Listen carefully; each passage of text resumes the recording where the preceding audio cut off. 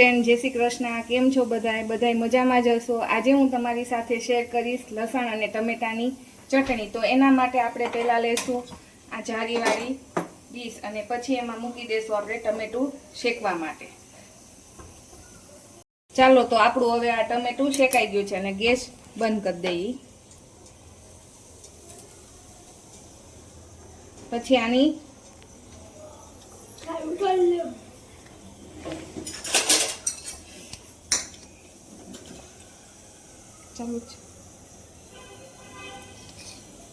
હવે આ ટમેટાની છાલ ઉખેડી લેશું।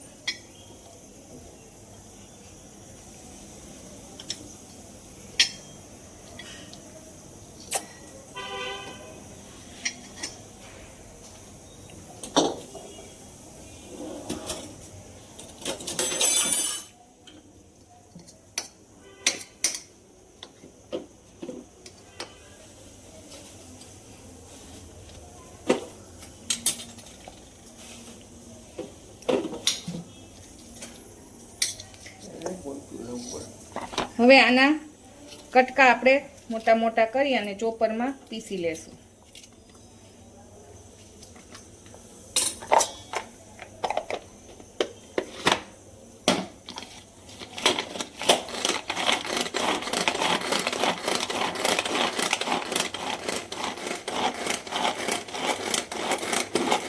આપણું આ ટમેટું પીસાઈ ગયું છે।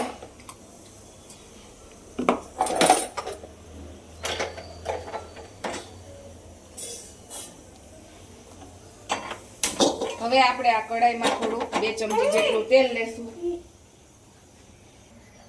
પછી આપણે એમાં હિંગ નાખશું તેલ આવી જાય એટલે, અને 2 લીમડાના પાન, અને પછી આપણે જે લસણની પેસ્ટ બનાવી હતી એ નાખશું।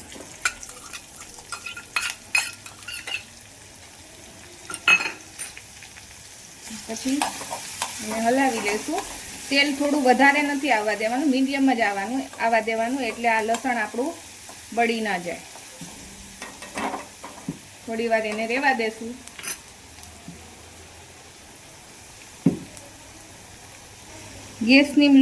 ગેસની લો છે ને થોડી ધીમી રાખવાની। અને હવે આપણે નાખશું તીખું મરચું, લાલ તીખું મરચું સોરી હો, અને પછી નાખશું 2 ચમચી કાશ્મીરી મરચું।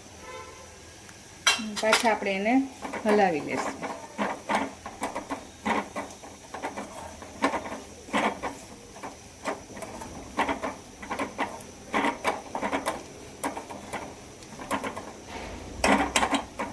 અને પછી નાખી દેશું આપણે આ ટમેટું।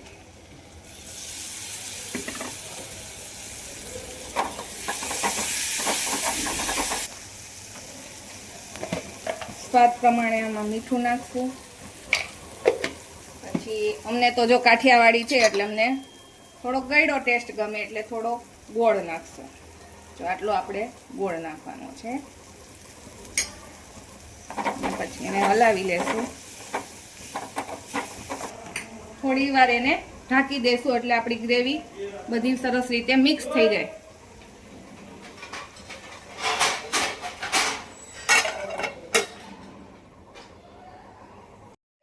ચેક કરી લઈએ કે આપણી ચટણી બની ગઈ છે કે નહીં।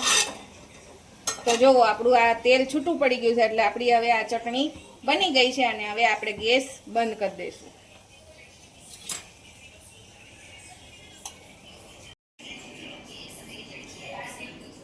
જો તો આપણી હવે આ ચટણી બનીને રેડી થઈ ગઈ છે। આપણે આને શાક રોટલી, દાળ ભાત, થેપલા અને ઢોકળા સાથે ખાઈ શકીએ। તો ચાલો બાય બાય, અને મારો વ્લોગ ગમ્યો હોય તો લાઈક, શેર અને સબસ્ક્રાઈબ કરજો। Thank you.